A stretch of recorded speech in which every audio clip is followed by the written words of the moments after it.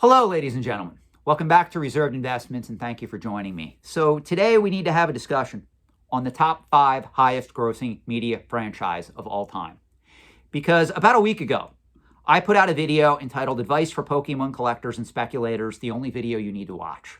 And apparently, based on the thumbnail that I chose to use for this particular video and the fact that the first 3 to 4 minutes of that video compares Pokemon to that of Star Wars, a lot of people under the age of 30 took issue with the video, claiming that in the year 2025, Star Wars is no longer relevant. And as a result, you cannot possibly compare the popularity of Pokemon to that of the Star Wars franchise. So I want to have this discussion because I think having an in-depth conversation about this is going to at least make you think about how these markets operate and change over the long term. So before we go any further, before I even reveal the top 5 current media franchises of all time, I think we need to all get in my DeLorean time machine. And I want to put out a disclaimer here. Whether you love me, loathe me, hate me, want to murder me, want to marry me, you're all welcome. I'll take the risk. And we're going to go back to the year 2005. Because I often tell people, if you really want to study the history of the antiques and collectibles trade, you really have to start studying the past and looking at how markets have changed and morphed over the last few decades. And that's really what's very important when we have these type of discussions. So we're going back to the year 2005. Now, a lot of the younger set that watches this channel, the people under the age of 30, you guys are the ones that I'm really concerned about. Because I'm not sure that you're aware of this, but back in 2005, are you aware that Star Wars Episode 3, Revenge of the Sith, was the highest grossing movie of the year? That movie, back in 2005, and again, these numbers are not adjusted for inflation, just in U.S. box office receipts, meaning we're not taking into account international markets. That movie grossed over $380 million domestically. The second highest grossing movie of 2005 was Harry Potter and the Goblet of Fire. And that movie only grossed $273 million compared to Star Wars' $380 million. So you can see Star Wars, even to this day, is a much bigger franchise than that of Harry Potter. As a matter of fact, if you would have paid attention to the media back in 2005, you would have came across headlines like this. With the release of Episode 3, George Lucas cements himself as the father of the highest grossing media franchise of all time. Now, this headline hit all of the major papers back in the day. Wall Street Journal commented on this, Investors Business Daily, Business Week, which is now defunct and part of Bloomberg Business, CNBC, USA Today, Forbes, Barron's, they all commented on the fact that back in 2005, George Lucas, owner of Star Wars, had the highest grossing media franchise of all time with that franchise under his belt.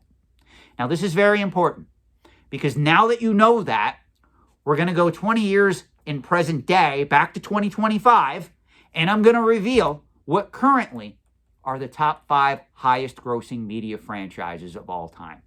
Now, you already know what number 1 is. I hear it every single day. Sean, Pokemon is the most valuable media franchise ever conceived. And I'm going to give you some numbers to back this up.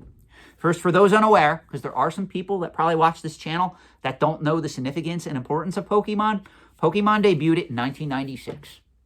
And from 1996 to 2005, the total estimated revenues in U.S. dollars has just surpassed $100 billion. Pokemon is the most successful pop culture media franchise of all time. But again, back in 2005, it was not. That record belonged to Star Wars. This is what a lot of the Timmys, Kimmys, and Poindexters do not understand. Pokemon just didn't come out in 1996 and took the world by storm. It took many decades for Pokemon to gain a hold of the pop culture collecting community. And this is something that is lost on a lot of the Timmys, Kimmys, and Poindexters because they think that means it's always going to be that way indefinitely. No, it most likely isn't, because Star Wars wasn't able to hold on to that much power indefinitely. Now, this is where I have to trigger some of you, and I want to apologize up front, because I know a lot of you spend a lot of your time on the internet watching clickbait internet videos, whether it's on TikTok. Is TikTok still a thing? I don't even know. I heard it got disconnected. I heard it came back. I don't follow TikTok, so you guys will have to fill me in on the comment section below if TikTok is still a thing. That said, a lot of you also spend your time on YouTube watching clickbait articles that state that Disney went woke, so now they're going broke. Well, if that's true, can you please explain to me why the next 4 highest grossing media franchise of all time belong to the Disney Corporation? And we're going to go through and we're going to compare them to Pokemon, because we have to have this conversation so that you guys understand where I'm coming from. So the number 2 highest grossing pop culture franchise of all time is Mickey Mouse and Friends. Mickey Mouse and Friends debuted it in 1928. That's 97 years ago, for those of you that suck at math. Now, this is where it gets interesting. It took Mickey Mouse and Friends, that franchise, from 1928 all the way up to 2005 to generate almost $62 billion in revenue. So now let's compare Mickey Mouse and Friends, which we all know is owned by Disney, to that of Pokemon. Pokemon comes out of the gate in 1996, and by 2005, they have surpassed $100 billion in sales, in revenue. Mickey Mouse and Friends launches in 1928, and it takes them 97 years to surpass $61 billion in total sales. Can you see from the scope of this that, yes, you are correct, Pokemon is a behemoth. Pokemon is much more successful than Mickey Mouse and Friends. And let's be realistic, even if you live in a third world country, you know who Mickey Mouse is. Everybody does. Even people who are going hungry at night, they've heard of Mickey Mouse. So that says something to the relevance and popularity of Pokemon at present time. I don't want to discount that. Now, let's talk about the 3rd highest grossing media franchise of all time. Believe it or not, Winnie the Pooh's an antique. Winnie the Pooh debuted in 1924. We're sitting in the year 2025. As a result, Winnie the Pooh is 101 years of age. Now, Disney also presently controls the rights to Winnie the Pooh. And Winnie the Pooh, from 1924 all the way up to 2025, registered close to $49 billion in sales. Now, again, this is the 3rd highest pop culture media franchise in history. Let's compare that to Pokemon. Again, Pokemon eclipsed Winnie the Pooh. Pokemon came out in 1996, and by 2025, less than 30 years, the company already surpassed $100 billion in sales.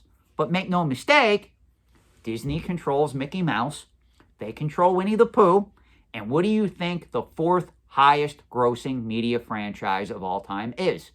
Spoiler alert, it's also controlled by Disney. It's Star Wars. Star Wars hit the scene in 1977. And from 1977 all the way up to 2025, Star Wars grossed close to $47 billion in revenue. This includes the movies, merchandise, action figures, toys, Lego Star Wars, anything else under the Star Wars umbrella is included in these numbers. Now, this is important because a lot of you claim Star Wars isn't relevant in the year 2025. Well, I'm sorry, if you read Disney's 10K yearly report, because they are a publicly traded company, and you also look at this list, Star Wars is number 4 on this list of the highest grossing media franchises at present day, meaning in 2025. And again, we get in my DeLorean time machine, we go back to 2005, it was the highest grossing media franchise of all time. Now, before we talk more in depth about Star Wars and why this matters, I'm going to give you the top 5 highest grossing media franchise of all time. And spoiler alert, this one is also owned by Disney. Are you aware it is the Disney Princess line, which premiered in the year 2000?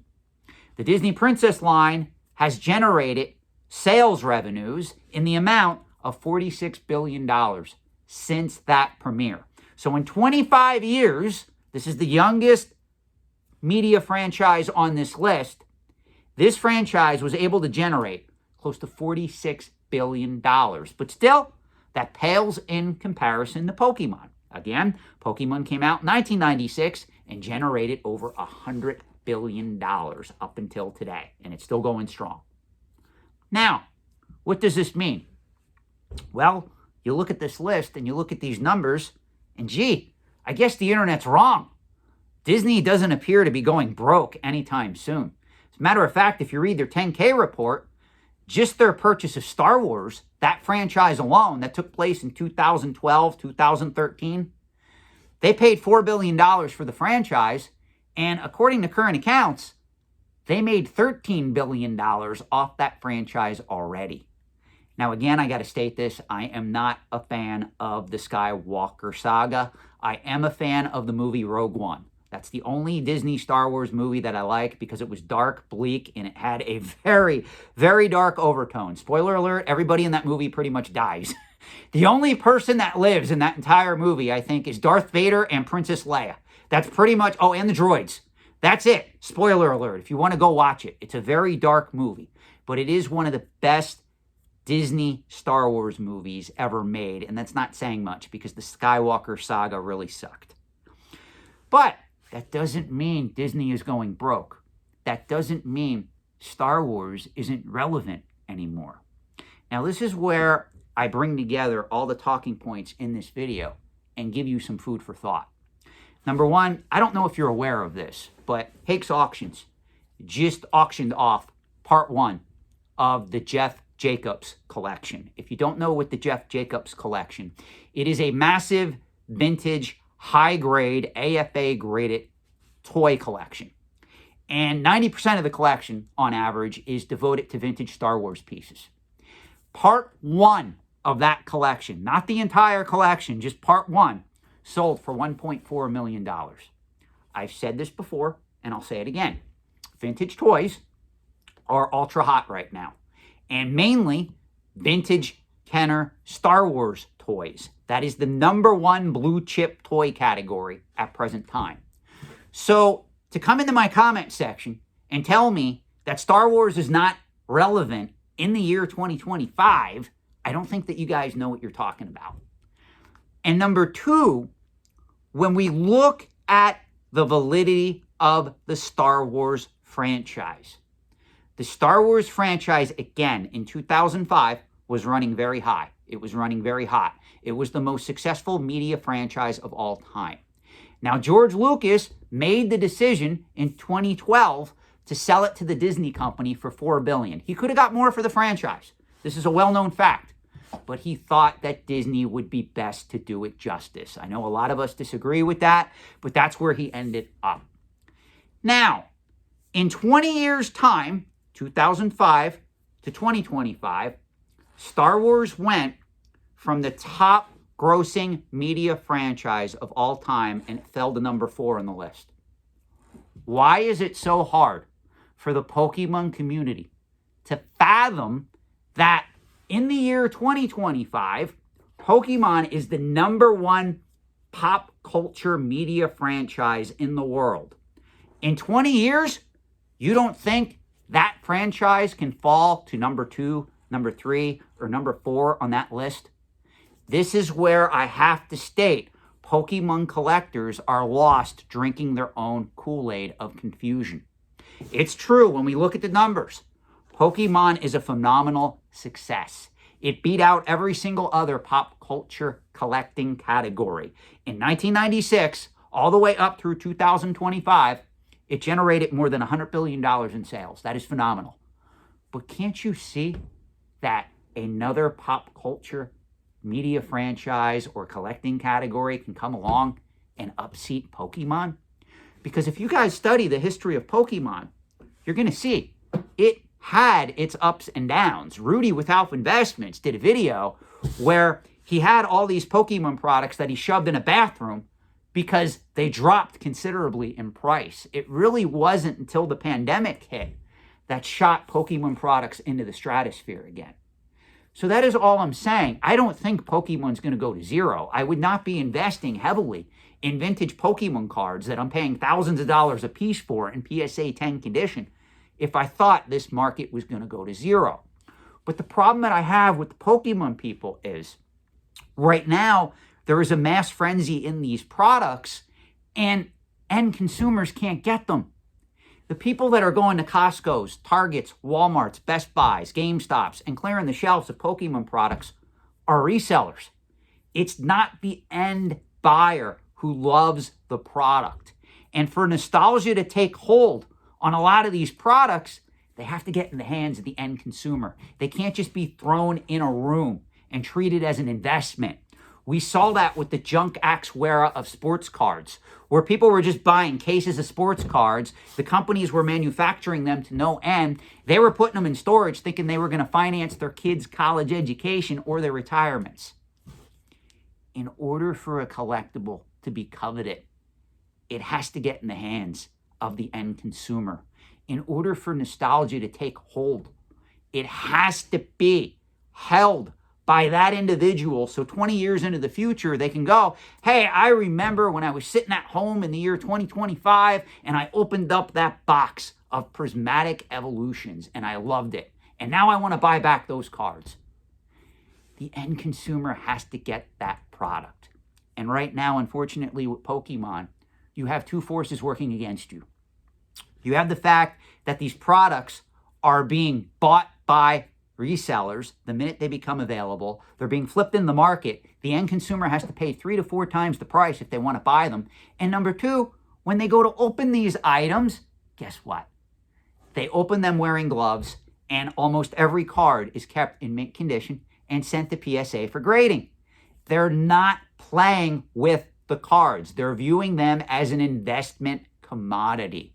When you mix that with attempting to speculate long-term in these items, you have a problem.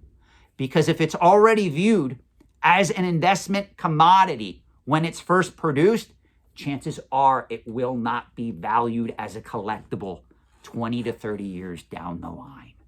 This is why my advice to Pokemon collectors in the modern era is if you want to risk it, if you want to hold some of this stuff for the long term, you do you. But the correct strategy, if you're getting this stuff at retail at least, sell some of it in the market, take the gains, and put them in real assets. Put them in index funds, put it in real estate. Do something that's going to benefit your future for sure, instead of gambling on a kid's card game. That's the end of the video. Thank you for watching. I hope you had a great night.